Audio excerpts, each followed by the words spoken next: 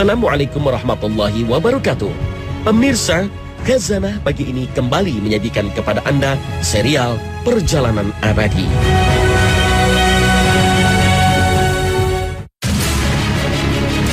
Kita sering menyaksikan orang yang diambang ajalnya, menyaksikan secara langsung bagaimana dia menghadapi kematian dengan nafas yang berat, seakan hendak meninggalkan jasad yang mulai dingin, kaku, mata nanar memandang ke arah atas kepala, lalu terkulai lemas tak lagi berjiwa.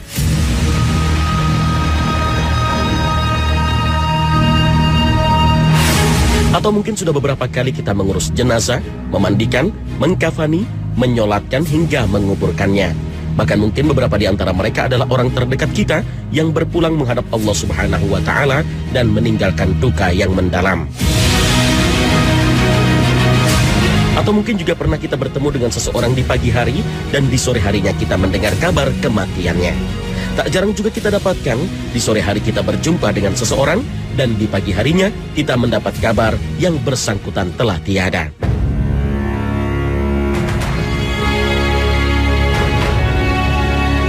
Dan sadarkah kita, setelah ruh seseorang terenggut dari raganya, ia akan menghadapi perjalanan yang panjang dan mencekam. Ia akan melalui sebuah pengalaman yang berat dan menakutkan tanpa ada jalan untuk kembali dan memperbaiki diri. Perjalanan yang menanggalkan semua pangkat, jabatan ataupun kedudukan, sebab semuanya menghadap kepada Rabb-Nya sebagai seorang hamba sahaya. Dan perjalanan itu dimulai sesaat setelah ruh meninggalkan raga fana menuju alam dimensi lain, menunggu hari dibangkitkan. Ialah alam barzakh. Begitu seseorang meninggal, jasadnya akan ditanam di tanah gelap berbungkuskan kafan putih ganjil, sendirian tanpa sanak keluarga, teman penyerta ataupun harta benda yang dihimpun sejak muda. Berkalang tanah diletakkan dalam liang lahat dimakan ulat tanah, lalu hancur luluh dimakan waktu.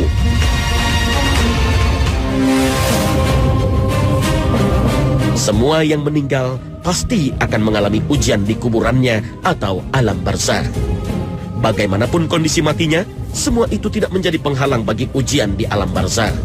Allah Maha Kuasa. Ia yang menjadikan manusia dari ketiadaan. Ia yang menciptakan ruh yang hakikatnya masih menjadi misteri terbesar bagi manusia. Dan tidaklah susah bagi Allah untuk menghadirkan ujian di kuburan seperti apapun keadaan jasadnya. Manusia dengan berbagai kemajuan yang diperolehnya dan ilmu pengetahuan serta teknologi canggih yang dipunya masih tidak mampu mengungkap banyak rahasia alam dunia yang terbatas oleh ruang dan waktu. Lantas bagaimana mungkin kita dapat mengungkap rahasia alam barzakh yang secuil pun kita tidak punya informasi tentangnya? Untuk itulah, semua informasi yang disuguhkan dan diketahui manusia tidaklah menggambarkan secara lengkap dan sempurna tentang rahasia alam di balik kematian. Ia hanyalah sedikit informasi yang kita peroleh dari sumber terpercaya, yaitu wahyu dari Allah melalui lisan Rasulnya, yang cukup bagi kita sebagai modal untuk mempersiapkan diri menghadapi perjalanan yang panjang dan mencekam ini. Alam kubur adalah alam perantara yang menjadi ruang tunggu kita menuju hari akhir. Alam kubur juga sering disebut dengan alam barzakh. Barzakh secara bahasa berarti batas, dinding atau jarak antara dua hal yang menghalangi keduanya bertemu secara langsung.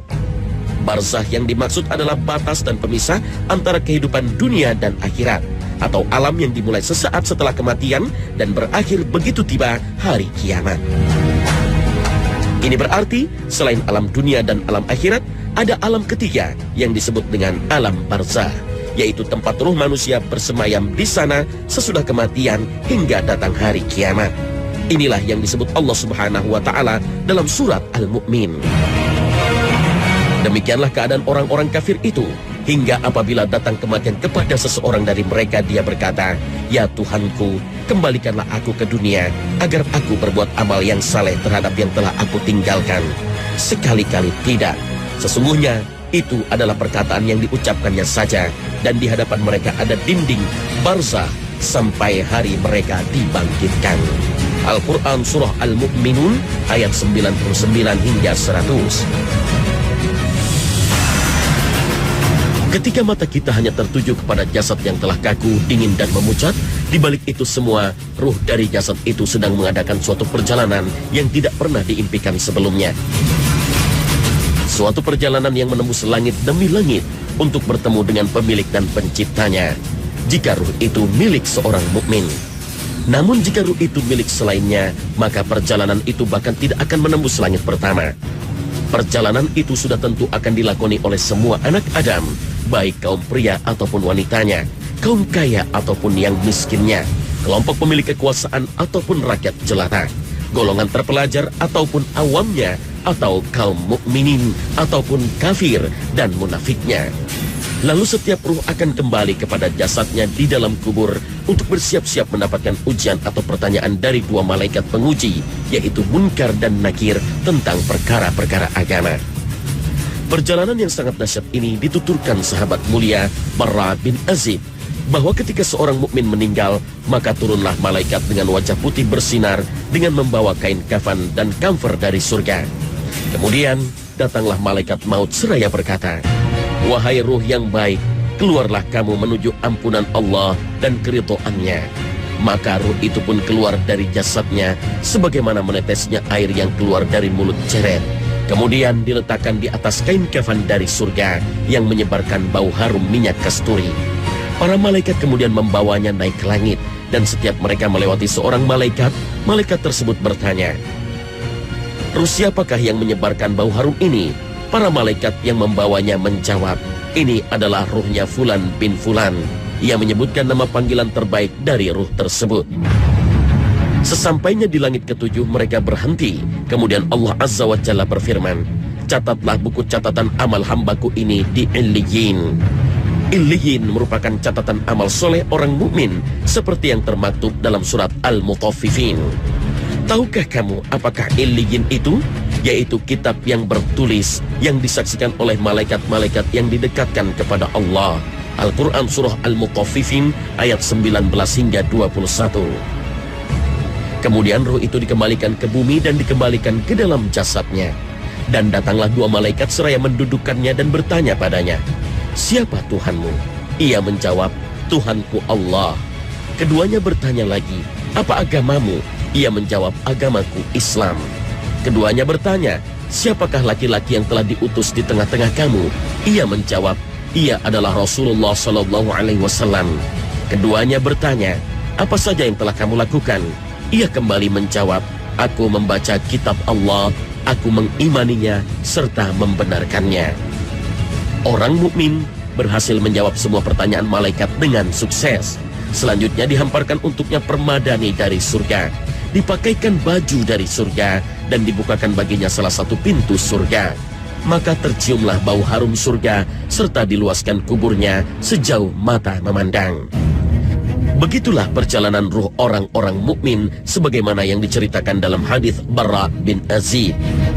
Kondisi orang kafir berbeda 180 derajat dengan orang mukmin. Ketika orang yang durhaka tersebut meninggal, turunlah kepadanya para malaikat yang kasar lagi keras dengan wajah hitam pekat dan membawa kain kafan yang kasar dari neraka. Kemudian datanglah malaikat maut berkata padanya, "Wahai ruh yang buruk, keluarlah menuju kemurkaan serta kebencian Allah." Malaikat maut itu memaksa ruh tersebut untuk berpisah dengan jasadnya dan mencabutnya dengan kasar. Lalu semua malaikat yang ada di antara langit dan bumi mengutuknya, dan begitu pula semua malaikat yang ada di langit.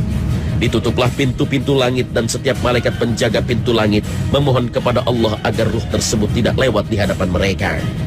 Lalu malaikat yang bersamanya tak membiarkannya sedikit pun di tangan malaikat maut.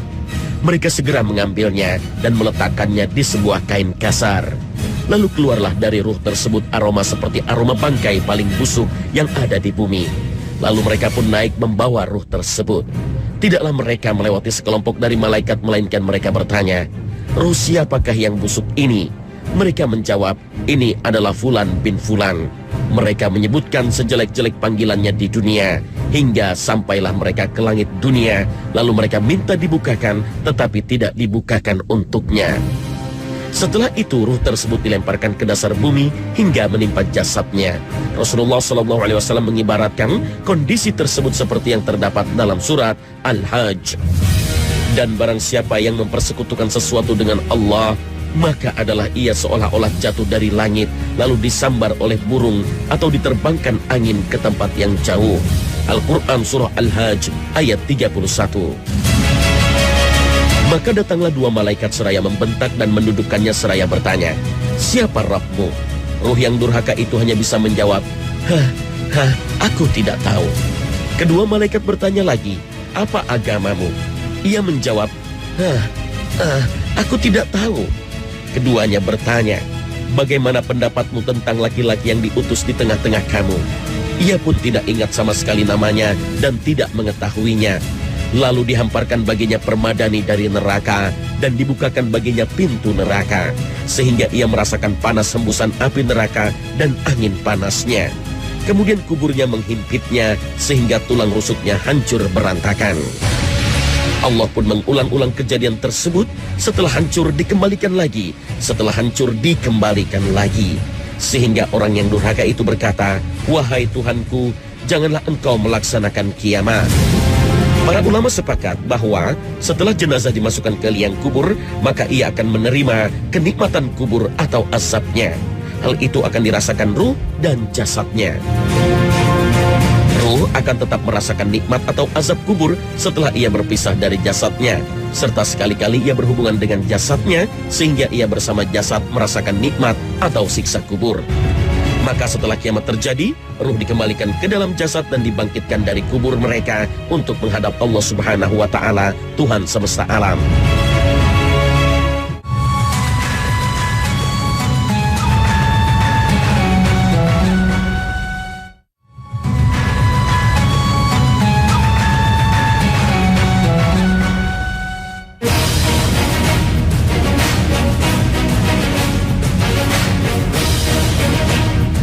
Pemirsa Khazanah, banyak yang mengatakan bahwa berbuka puasa seharusnya diawali dengan yang manis-manis.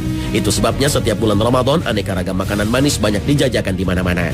Banyak yang beralasan mengapa mengawali buka puasa dengan yang manis-manis berdasarkan hadis Nabi yang menyebutkan agar mengawali buka puasa dengan kurma.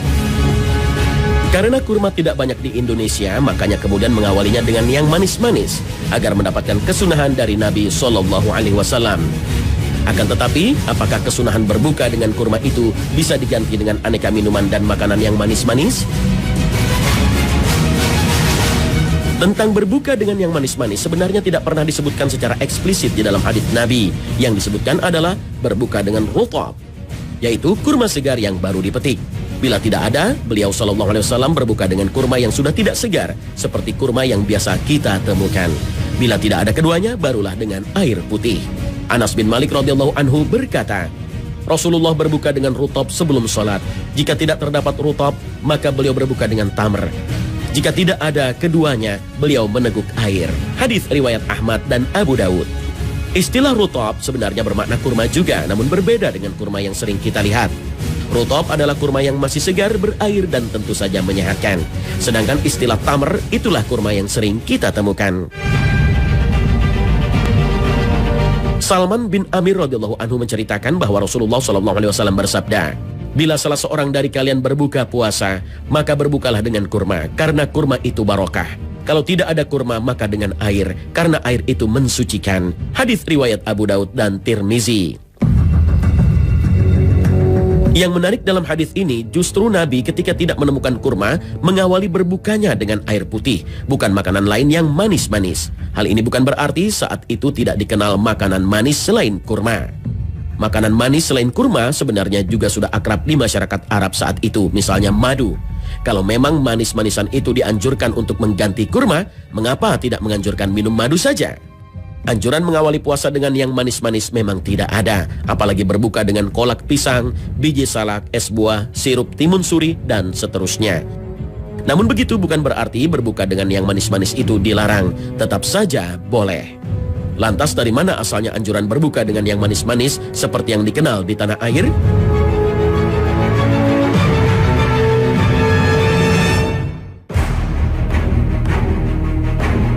Asal muasal anjuran agar mengawali berbuka dengan yang manis-manis sebenarnya juga dari ijtihad ulama yang memahami kurma dari sisi rasanya yang manis, bukan wujud fisiknya, sehingga mencakup segala jenis makanan yang rasanya manis.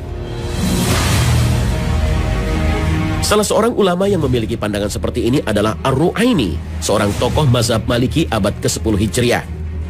Dia pernah menyebutkan bahwa di antara sunnah puasa adalah segera berbuka dan menyantap kurma atau makanan manis-manis yang semisal dengan tujuan untuk mengembalikan daya penglihatan yang berkurang karena puasa. Al-Kharashi, ulama lain dari mazhab Maliki juga pernah mengatakan hal yang sama, bahwa dianjurkannya berbuka dengan kurma atau yang manis-manis adalah untuk mengembalikan daya penglihatan yang berkurang selama puasa. Selain itu, salah seorang ulama pengikut mazhab Syafi'i juga berpendapat seperti itu. Ia mengatakan, berbuka puasa itu sebaiknya dengan kurma. Bila tidak ada, maka dengan yang manis-manis. Bila tidak ada, maka dengan air. Namun pendapat ini ditolak oleh An-Nawawi dengan menyebutnya sebagai pendapat yang tidak umum atau menyalahi pandangan kebanyakan.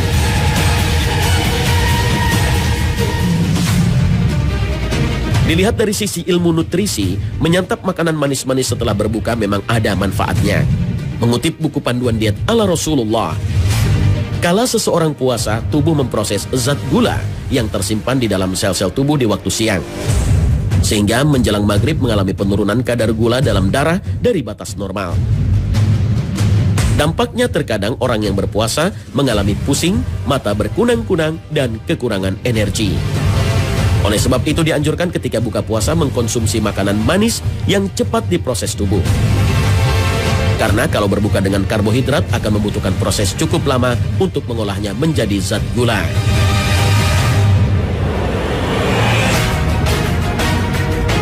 Namun tidak semua makanan manis baik untuk dijadikan makanan pembuka saat berbuka puasa. Kolak bersantan, kolang-kaling manis, hingga es campur misalnya termasuk makanan manis yang tidak baik jika dikonsumsi terlalu berlebih dan tidak terkontrol. Sebab kandungan karbohidrat yang ada di dalam makanan tersebut bersifat sederhana. Sedangkan kandungan karbohidrat dalam kurma merupakan karbohidrat kompleks.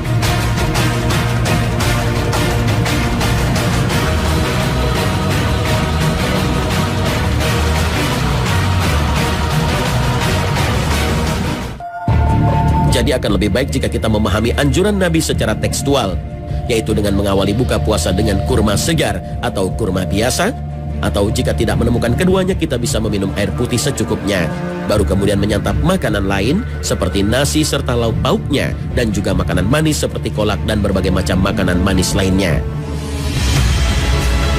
Kandungan dalam kurma, baik kurma segar atau yang tersimpan matang, memang sangat baik. Bahkan jika dilihat secara kandungan, kurma memiliki kemampuan untuk menghilangkan rasa lapar sekaligus dahaga dalam satu waktu.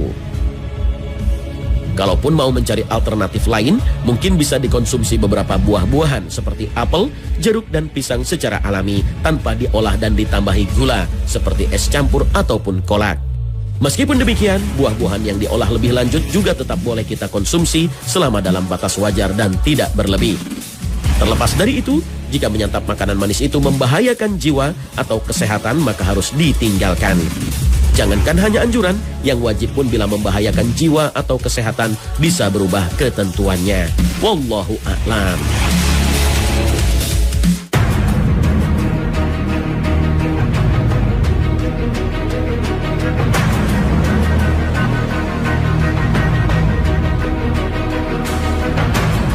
Pemirsa Khazanah, jika waktu buka telah tiba, kita dianjurkan segera berbuka. Akan tetapi terkadang demi untuk mengikuti anjuran syariat agama ini, justru terjebak pada kesalahan.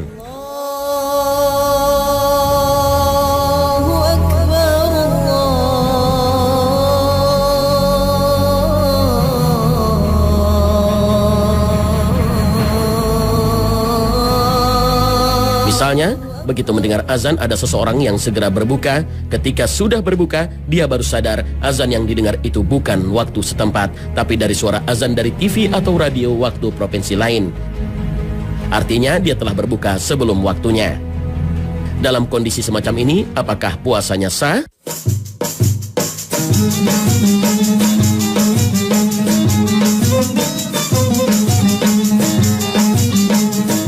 Tentang orang yang buka puasa nih, kan katanya disunahkan untuk menyegerakan berbuka. Ketika dia mendengar suara azan dari kejauhan gitu ya, samar-samar, oh udah azan nih, langsung dia minum gelek, alhamdulillah. Tapi begitu dia lihat di TV atau di jamnya, kemudian dia dapat informasi, oh ternyata itu memang dengar azan dari suara TV sih, tapi dari provinsi yang lain. Nah, waktu kota yang lain yang berbeda dengan kotanya. Dan artinya dia sudah makan padahal belum tiba waktu maghrib. Nah, ini kan nggak sengaja nih, tidak ada niatan untuk merusak puasanya. Tapi apalah daya, ternyata dia salah dapat informasi. Belum maghrib, ternyata dia sudah keburu membuka puasanya. Apakah dia wajib mengqadha puasanya atau puasanya sudah sah karena tidak sengaja? Banyak orang yang keliru, tidak bisa bedakan mana yang lupa dan mana yang keliru. Ya, padahal antara lupa dan keliru itu dua hal yang jauh berbeda. Kalau yang tidak batal itu yang lupa. Misalnya begini. Saya tadi malam sudah niat puasa, sudah sahur dan sebagainya, kemudian mungkin habis subuh tidur lagi, bangun-bangun lupa bahwa lagi puasa. Di atas meja ada makanan, makan, ya ada minuman, minum, bahkan hampir 2 piring itu sampai kenyang itu. Baru ingat, ya Allah, ini Ramadan ya, ini puasa ya. Nah itu namanya lupa. Nah yang lupa yang seperti inilah yang dikatakan dia tidak batal puasanya dan tidak perlu mengganti kan karena tidak batal, dan pahala puasanya tetap jalan. Jadi menariknya adalah puasanya tidak batal, tidak perlu ganti, dapat pahala plus kenyang. Ini kalau kasusnya lupa, ya. Nah, tapi kalau yang namanya keliru, nah itu lain lagi. Seperti yang tadi itu keliru namanya. Kenapa kok keliru itu beda dengan lupa? Karena begini, dia sadar sedang puasa, ya kan? Cuman dia keliru menentukan waktu berbuka, ya. Kurang cermat, kurang hati-hati. Dengar sih suara azan, tapi dari TV yang ada di provinsi yang lain, yang mungkin lebih cepat 15 menit. Langsung makan, langsung minum, pakai baca doa pula. Ya, Allahumma lakasumtu. Itu kan sengaja berbuka, ya kan? Sengaja berbuka. Bedanya dengan yang tadi orang lupa, waktu dia makan, puasa saja dia tidak ingat, apalagi niat berbuka, sama sekali tidak kan? Nah kalau yang kasus ini, dia ingat dirinya sedang puasa, ya kan? Kemudian dia niat berbuka, terus apa hasilnya? Ya hasilnya ya berbuka. Nah gitu ya. Cuman pertanyaannya gini, apakah orang itu berdosa? Tidak berdosa. Cuma karena puasanya batal nih puasanya, ya kan? Maka dia harus ganti. Gitu, itu bedanya. Walaupun tinggal 5 menit, ya walaupun tinggal 5 menit, tapi kan namanya orang niat berbuka. Kan puasa itu syaratnya, bukan syarat, apa namanya, rukun ya. Rukunnya kan niat puasa. Ketika di tengah jalan dia menghentikan niat puasanya, saya mau berhenti puasa, saya mau buka, ya berarti kan puasanya batal, ya kan? Nah, jadi di sini kasusnya bukan lupa, ingat, cuman keliru dalam menentukan kapan titik mulai berbuka puasanya. Nah, yang seperti ini tidak berdosa, ya tidak berdosa. Yang berdosa itu yang begini, udah tahu belum waktunya tapi sengaja makan, sengaja minum. Nah, itu dosa. Karena apa? Sengaja merusak kehormatan Ramadan kan? Nah, di sini dia tidak berdosa. Tidak berdosa, tapi puasanya batal. Karena puasa batal berarti harus diganti, diqadha di yang kemudian hari. Tapi cuma tinggal 5 menit, tanggung banget. Masa Allah nggak ada kasihan-kasihannya sih? Ini bukan masalah kasihan, ini masalah aturan, gitu kan? Dan ada hikmahnya orang kayak gitu. Kenapa? Yang seharian dia sudah lakukan itu tetap dihitung berpahala. Tetap dihitung berpahala karena dia sudah menahan lapar, menahan haus, ya kan? Menahan syahwat dan sebagainya. Itu bukan berarti sia-sia. Puasanya tidak sia-sia, tapi belum sah. Gitu loh ya. Pahalanya dapat, tapi belum sah. Tinggal dia puasa lagi nanti. Berarti kan pahalanya lebih banyak. Ya kan, harusnya dia puasa sebulan 30 hari, 31 hari. Gara-gara apa? Gara-gara kemarin rusak puasanya di tengah jalan itu. Belum waktunya maghrib, udah keburu makan. Keliru dalam menentukan waktu maghrib. Makanya pesannya begini, hati-hati kalau dengar suara azan, jangan langsung sikat bleh gitu ya. Jangan, tapi konfirmasi dulu. Ini benar apa enggak? Ya, kalau ada televisi, mungkin ada beberapa gelombang televisi, coba dikonfirmasi, dicek, cross-check, dan recheck lagi. Nah, biar nggak apa-apa kita telat sedikit, tapi puasa kita bener. Jangan sampai kita lebih cepat 5 menit, tapi puasa kita malah jadi rusak. Kan rugi juga. Antara lupa dan keliru itu dua hal yang berbeda. Jika ada orang yang makan di siang hari bulan Ramadan karena dia lupa sedang berpuasa, maka puasanya tidak batal dan dia boleh melanjutkan puasanya sampai maghrib. Sedangkan kalau ada orang yang sadar bahwa dia sedang berpuasa, tapi dia keliru menentukan waktu maghrib.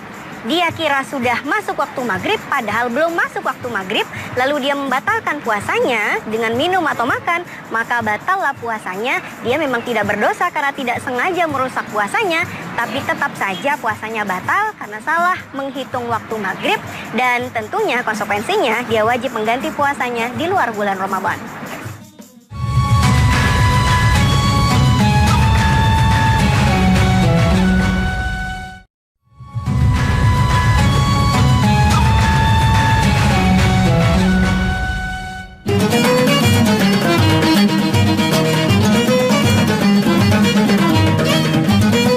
Tentang suami istri yang mohon maaf nih malam harinya berhubungan suami istri lalu belum sempat mandi janabah, mungkin mereka tertidur lalu bangun-bangun ternyata sudah masuk waktu subuh di bulan puasa.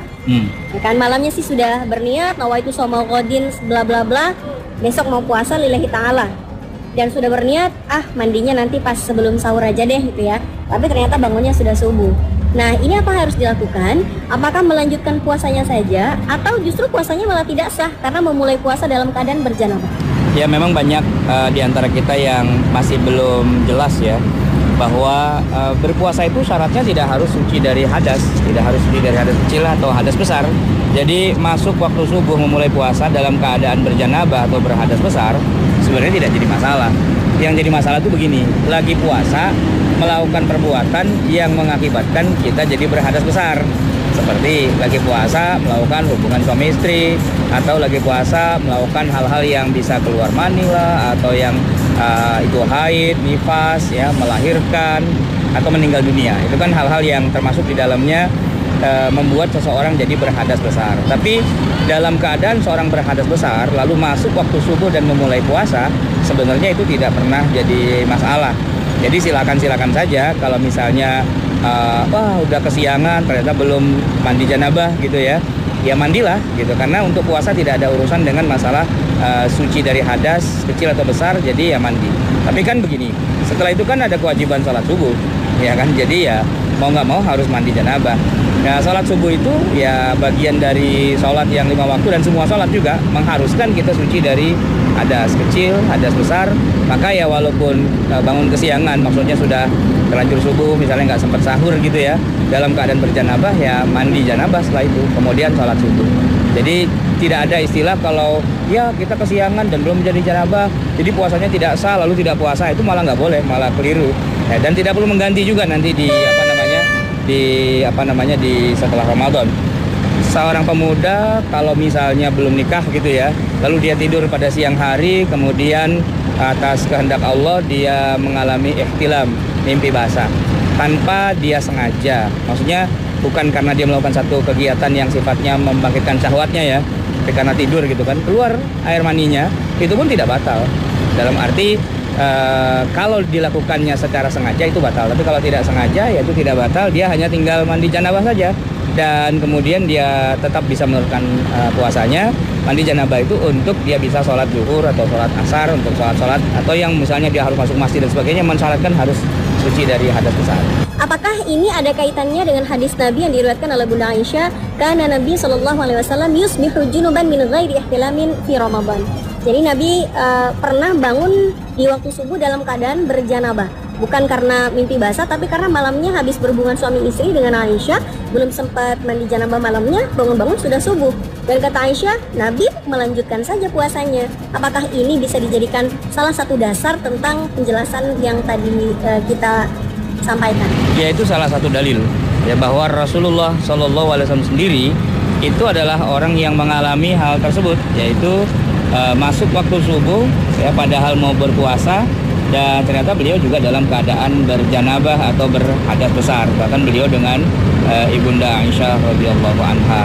Jadi ini dalil yang juga menguatkan bahwa bolehnya seorang masuk waktu subuh untuk dia tetap berpuasa padahal dia dalam keadaan berjanabah atau sedang berhadas besar, itu memang dikuatkan dengan hadis yang sifatnya fi'liyah, perbuatan sendiri, perbuatan Rasulullah SAW sendiri beserta dengan ibunda mukminin Aisyah radhiyallahu anha. Berhubungan suami istri di siang hari bulan Ramadan tentu membatalkan puasa. Akan tetapi, jika hubungan suami istri dilakukan di malam hari, lalu keduanya belum sempat mandi janabah dan terbangun saat subuh sudah tiba, maka dia wajib melanjutkan puasanya karena puasanya tidak batal hanya karena dia belum sempat mandi janabah di malam hari.